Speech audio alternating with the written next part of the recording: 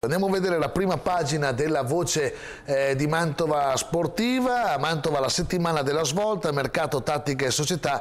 Nell'agenda biancorossa appuntamenti decisivi. Si parla non solo del faccia a faccia che ci sarà tra la dirigenza, il direttore sportivo, il mister, per vedere un po', fare il punto della situazione visto l'ultima pesante sconfitta contro il Renate. Ci sarà anche il discorso della cordata bergamasca. Insomma, è stato chiaro anche il socio Giovanardi, ha detto insomma, se entro mercoledì, entro domani arriveranno i soldi, allora magari ci può parlare, altrimenti qua finisce tutto, anche perché abbiamo raccolto, l'avete sentito anche ieri sera a Piazza Pallone, le dichiarazioni di Sonetti, dei rappresentanti della cordata bergamasca al Martelli, che insomma hanno detto noi lo spiraglio lo teniamo aperto. Insomma, c'è ancora un po' di carne al fuoco, anche se obiettivamente io personalmente non ho molta fiducia su questa cosa. Mi trovi d'accordissimo. Sei d'accordo con te? Sì, certo, di tempo ce n'è stato, insomma anche qui è tutto sembra quasi che sia tutto un prolungare questa agonia, ci siamo, il fatto che poi quando ne parliamo ormai da mesi, quando si tratta di cacciare fuori il grano, insomma, ci sono sempre dei problemi, quindi questo ha spinto giustamente gli attuali soci a mantenere il Mantova tra le loro mani. Andiamo a vedere anche l'altro titolo, appunto quello che dicevo prima, sempre della Voce di Mantova, vertice di mercato tra mister e DS, a fine allenamento Summit tra Frutti e Pelliccioni. Dovrebbe esserci una telefonata, sentiamo chi c'è in linea, pronto? Buongiorno ragazzi, sono Mimmo. Ciao Mimmo, ciao Mimmo. Ciao, ascolta, io volevo sempre dire il mio parere naturalmente. Certo, ci mancherebbe, sei qua apposta. Pur considerando la squadra, considerando la preparazione e tutto quello che volete, però l'allenatore non deve fare la tattica a domenica, non deve fare quello che deve saperlo già durante la settimana.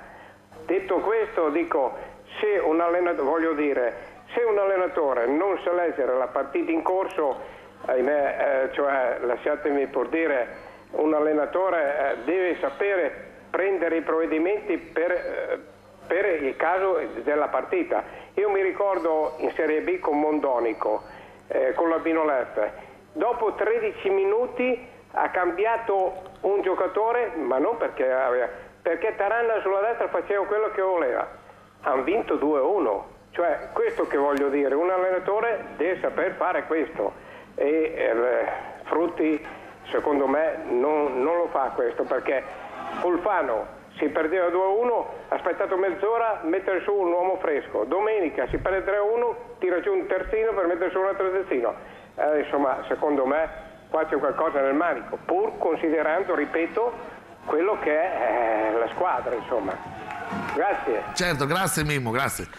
A parte che ha tirato fuori Mondonico, che forse è il più bravo in Italia a leggere le partite, insomma, me lo dicevano anche certi giocatori che avevano giocato con lui, diceva insomma è un allenatore che magari in settimana fa poco, però quando in partita è forse il migliore d'Italia. Per quanto riguarda quello mio parere sulla partita di domenica, sì, il problema però forse sono altri. Io lo ripeto, l'avevo detto anche ieri sera a Piazza Pallone, qua c'è un problema di base, insomma la squadra sta cercando di venire fuori, però è stata fatta spendendo poco e all'ultimo momento, quindi non si può neanche pretendere purtroppo la luna. E poi bisogna anche mettere in conto che il cambio, ad esempio con Pietri Biasi, se Pietri Biasi metteva dentro quei due palloni lì, se andava sul 2-2 la partita poteva cambiare. Insomma, sono anche un po' i casi della partita. Certo è che il Mantova è una squadra che deve cercare di mettersi un po' a posto per quello che può fare, per quello che può crescere, insomma, perché sicuramente non è facile adesso in questo momento avere già una squadra in grado di poter puntare in zone di classifica importanti. Insomma, questa davanti a una formazione come Renate ben costruita, ben messa in campo, con mercato programmato, insomma la squadra è andata subito in apnea. Dovrebbe esserci anche un'altra telefonata. Pronto? Sì, pronto? Alessandro. Sì, ciao Alessandro, ciao. Ascolti, Mondonico è uno dei più bravi a leggere le partite, eccetera, eccetera.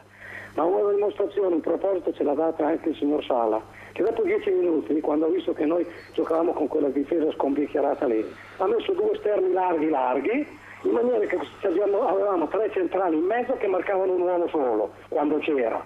e gli altri due che dovevano fare la spola avanti e indietro, fare l'ala e il terzino. Se Frutti dice che vuole continuare a giocare con quel metodo, quel sistema lì, lo faccia pure, vedremo domenica quale sarà il risultato. Io dico che Caruso, Zaninelli e Sereni non li ha più e quindi lui deve adattare il modo di gioco ai giocatori di cui adesso dispone. Certo. Grazie, buongiorno. Certo, grazie Alessandro. Sì, e anche questo è l'altro caso, insomma, se dopo Frutti scoprirà eventualmente come saranno la qualità dei giocatori, dovrà poi mettere mano eventualmente se ci sarà un cambiamento di modulo, quindi è anche giusto il ragionamento di Alessandro. Ricordo, lo do una notizia adesso in anteprima che poi sarà sviluppata stasera, altri punti di penalizzazione sono stati assegnati stamattina. 4 punti di penalizzazione al Casale e poi 1 punto di penalità al Valle d'Aosta, quindi insomma situazione ancora tragica per quanto riguarda il Casale. Poi tra l'altro adesso partirà addirittura con ripartirà con -3 in classifica, -0 il Valle d'Aosta, insomma situazione abbastanza difficile per quanto riguarda le squadre penalizzate. Poi sono state altre penalizzazioni in altri gironi, l'Andria, se non sbaglio c'è stato il Como, insomma continua altra raffica di penalizzazioni una dietro l'altro. Andiamo a vedere anche adesso il titolo per quanto riguarda la Gazzetta di Mantova sul Mantova. Allora andiamo a vedere, eccolo qua, la dichiarazione del tecnico che poi è stata anche ripresa in prima pagina. Frutti non cambio modulo, i guai del Mantova sono altri, nel calcio non si improvvisa, non si può far finta di essere a livello di chi ha programmato a maggio, insomma quello che stavamo spiegando qui. Schierare 4-5 difensori è un falso problema, contano qualità e tempo per lavorare sugli errori. Poi all'interno del pezzo di Massimo Biribanti andiamo a leggere le altre notizie. In questa fase dobbiamo correre su 6-7 club alla portata, se fra 3 mesi capiremo di poter fare di più sarà una bella sorpresa. Poi è normale avere fasi altalenanti, dobbiamo ancora trovare la condizione, l'affiatamento e oliare i meccanismi. Poi tanti gol al passivo come titolo, come domanda mister Saro Frutti, giocavamo col 3-5-2 l'anno scorso e non incassavamo 3 reti a partita.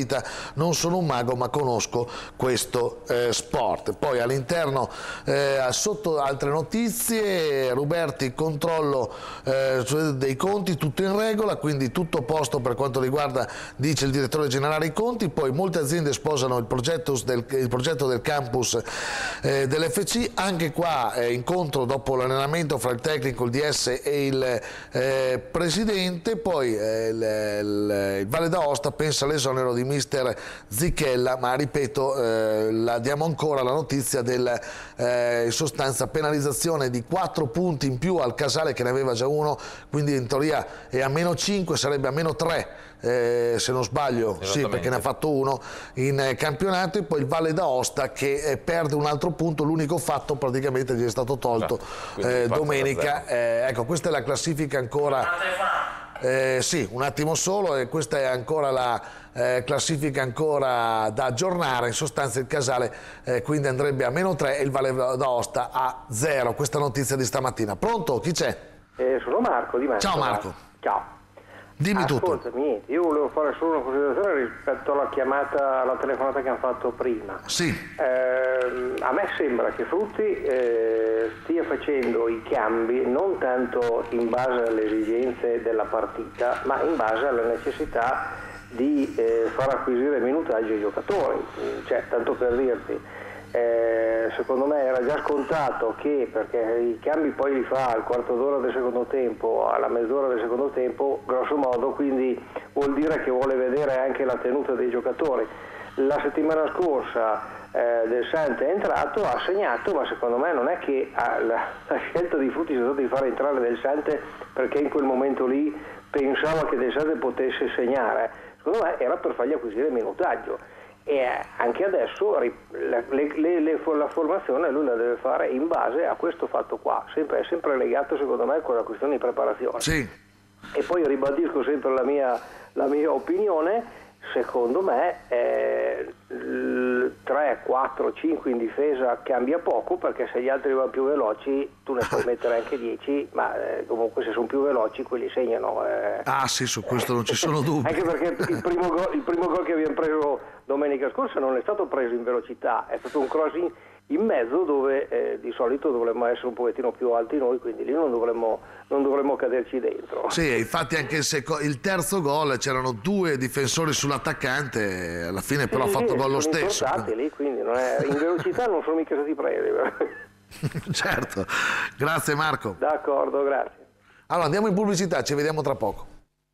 Dovrebbe esserci ancora un'altra telefonata, vediamo se riusciamo a prenderla al volo. Pronto? Sono sportivo di Porto Mantovano. Sì, pronto. Volevo Sì, una ciao. cortesia che mi sta così. Avevate detto che Colonetti era un esterno sia di destra che di sinistra e vedo che è sempre messo in disparte. Perché non arretrano Versi senza criticare nessuno e lui prende il posto attuale di Versi? Un giocatore della stoffa come lui tenerlo in disparte proprio come sportivo, proprio non lo vedo mica tanto bene. E questo è un problema che avevamo sviluppato anche ieri, intanto ringrazio il tifoso. In effetti Colonetti si sposerebbe perfettamente in un modulo a 4, cioè con i 4 centrocampisti lui più avanti potrebbe far bene. Il problema di Colonetti è che anche l'anno scorso Valigi lo ha provato in una posizione di esterno in un modulo a 3 e in effetti ha avuto grosse difficoltà nel coprire.